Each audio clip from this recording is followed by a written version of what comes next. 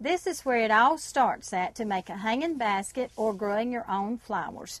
First of all, we will take and fill our seed flat with our dirt.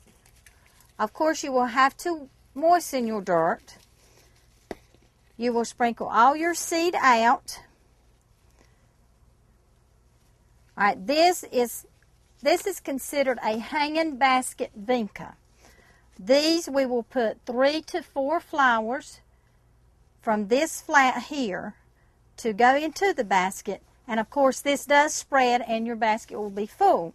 However, we have the seedlings, cuttings from the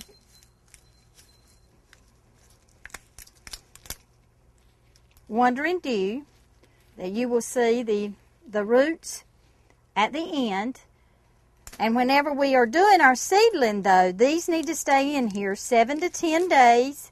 And from that, we move them into a cooler house, which we will then start making baskets and doing other flowers and planters.